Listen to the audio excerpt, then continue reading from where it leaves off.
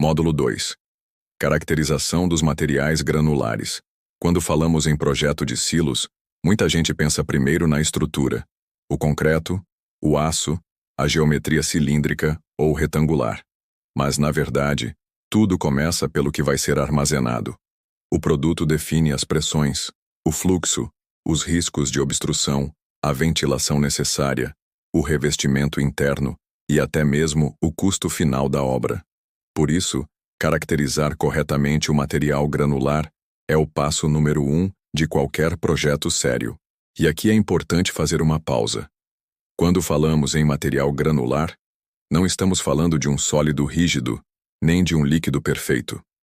Grãos, pós, pellets e partículas têm comportamento próprio. Em alguns aspectos, se parecem com líquidos, já que podem escoar. Em outros, se comportam como sólidos, pois resistem ao cisalhamento. Essa dualidade é justamente o que torna seu estudo tão fascinante e desafiador. Então, quais são as propriedades que realmente importam para o engenheiro quando falamos de armazenamento em silos? Vamos organizar em grupos. Propriedades físicas básicas, como densidade aparente, umidade e granulometria. Propriedades de fluxo, ângulo de repouso, ângulo de atrito interno, ângulo de atrito parede-produto e coesão. Propriedades especiais, como higroscopicidade, tendência à segregação, empedramento ou geração de pó. Vamos começar pelas propriedades físicas básicas. A primeira delas é a densidade aparente, também chamada de massa específica aparente. Esse é o peso por unidade de volume, considerando os vazios entre as partículas. É diferente da densidade real do material, porque sempre existem espaços de ar entre os grãos. Para o engenheiro, a densidade aparente é essencial. Ela determina o peso total que o silo terá que suportar e influencia diretamente o dimensionamento da fundação. Um erro comum é assumir um valor tabelado sem fazer ensaios. Por exemplo, a soja pode variar de 700 a 850 quilos por metro cúbico dependendo da safra, da umidade e até do tipo de beneficiamento. Se o engenheiro considera 700 e na prática o produto chega com 850, isso pode significar sobrecarga estrutural e risco real de colapso. A segunda propriedade é a umidade. Grãos são organismos vivos, mesmo depois de colhidos. Eles respiram, oxidam e podem deteriorar se a umidade não for controlada. Para produtos industriais como cimento e fertilizantes, a umidade define se o pó vai fluir livremente ou se vai empedrar e travar a descarga. Isso significa que, em muitos casos, é preciso prever sistemas de aeração ou de desumidificação dentro do projeto do silo. A terceira é a granulometria, ou seja, a distribuição do tamanho das partículas. Materiais com grãos uniformes tendem a ter melhor escoamento.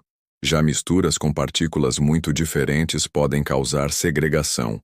Os grãos maiores rolam para um lado, os menores se acumulam em outro, criando zonas de concentração que alteram as pressões internas. Agora entramos nas propriedades de fluxo, que são as mais críticas. O primeiro conceito é o ângulo de repouso. Imagine que você despeja um monte de areia em uma superfície plana. Ele vai se acumular formando um cone. O ângulo desse cone em relação ao solo é o ângulo de repouso. Esse valor indica a tendência do material de se autoestabilizar. Para o engenheiro, significa prever qual será a inclinação natural de pilhas, ou mesmo a inclinação necessária de tremonhas para garantir o escoamento. Depois temos o ângulo de atrito interno, que representa a resistência ao cisalhamento entre as próprias partículas. Esse parâmetro aparece diretamente na fórmula de Janssen e nas teorias de fluxo.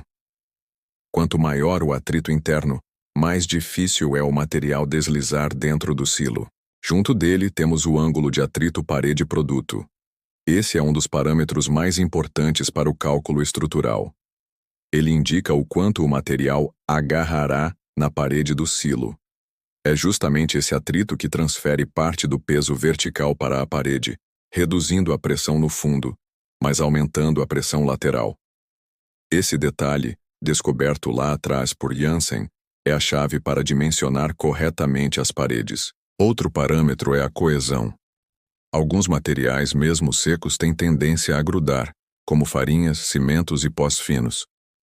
A coesão pode ser pequena, mas suficiente para causar formação de arcos estáveis que bloqueiam a saída do material. Esses bloqueios, chamados de arcing ou bridging, estão entre os principais problemas operacionais em silos. Falando em problemas, precisamos destacar algumas propriedades especiais. Uma delas é a higroscopicidade, ou seja, a capacidade do material de absorver umidade do ar. Fertilizantes são campeões nisso. Umidade alta pode fazer o produto empedrar, corroer o silo e até gerar reações químicas indesejadas. Outra propriedade crítica é a segregação. Imagine uma mistura de milho quebrado com pó de milho. Durante o enchimento do silo, as partículas mais leves podem ser carregadas pelo ar e se depositar em regiões diferentes das partículas mais pesadas. Isso altera a densidade local e gera manchas de pressão inesperadas. Também temos a geração de pó. Certos produtos, como farinha ou poeira de carvão, podem formar nuvens explosivas em contato com faíscas. Isso significa que o projeto de silos para esses materiais deve considerar sistemas de exaustão, filtros e até dispositivos de alívio de explosão como painéis de ruptura. Agora, como medir tudo isso na prática? A caracterização de materiais a granel exige ensaios laboratoriais específicos.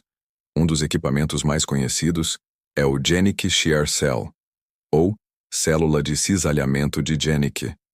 Esse ensaio mede diretamente a coesão, o ângulo de atrito interno e o atrito parede-produto. Os resultados são usados para construir diagramas de fluxo e determinar o ângulo mínimo de tremonhas para evitar bloqueios. Além disso, existem ensaios de densidade aparente, realizados em laboratório ou mesmo em campo, e ensaios de umidade com estufas. A granulometria pode ser obtida por peneiramento ou difração a laser. Cada propriedade medida entra em tabelas de projeto que guiarão o engenheiro ao longo de todo o dimensionamento.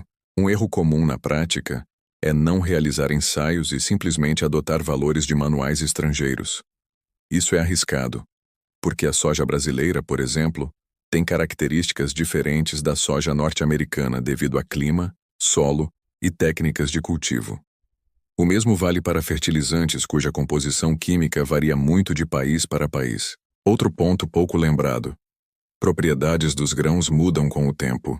Um milho recém-colhido pode ter 15% de umidade. Depois de armazenado por meses com aeração, pode cair para 11%. Essa variação altera peso específico, atrito e até comportamento de fluxo. Por isso, a caracterização deve ser feita considerando o produto real, nas condições mais críticas de operação. Para resumir, podemos organizar um checklist para qualquer projeto de silo. Densidade aparente medida em campo, umidade média e máxima esperada, granulometria e risco de segregação, ângulo de repouso, ângulo de atrito interno, ângulo de atrito parede-produto, coesão medida em célula de cisalhamento, propriedades especiais, higroscopicidade, geração de pó, tendência a empedramento. Com esses dados em mãos, o engenheiro pode alimentar modelos de cálculo como Janssen-Walker ou as prescrições do Eurocode, além de definir a geometria ideal da tremonha, o tipo de revestimento interno, a necessidade de aeração e os cuidados de operação. Vale destacar um caso real. Em 2008, um silo de fertilizantes em um porto brasileiro apresentou bloqueio total na descarga. O produto tinha alta umidade e empedrou, formando um arco estável. A equipe tentou liberar com vibração mecânica, mas acabou causando sobrepressão localizada que levou ao colapso parcial da estrutura. O prejuízo foi de milhões. Tudo isso poderia ter sido evitado com uma caracterização correta da coesão do material. Outro caso: silos de farinha em indústrias alimentícias. A ausência de controle de pó e de sistemas de alívio de explosão já provocou acidentes fatais em vários países. Esses eventos mostram que não se trata apenas de eficiência econômica, mas de segurança de vidas humanas. Portanto, caracterizar corretamente os materiais não é burocracia. É a base do projeto. Sem isso, Qualquer cálculo estrutural perde sentido. No próximo módulo, vamos mergulhar no tema dos mecanismos de fluxo. Vamos entender por que existem diferentes padrões de escoamento dentro de um silo, como fluxo em massa e fluxo em funil, e como isso afeta tanto a segurança quanto a operação diária. E como sempre, a ideia aqui é clara. Bora descomplicar.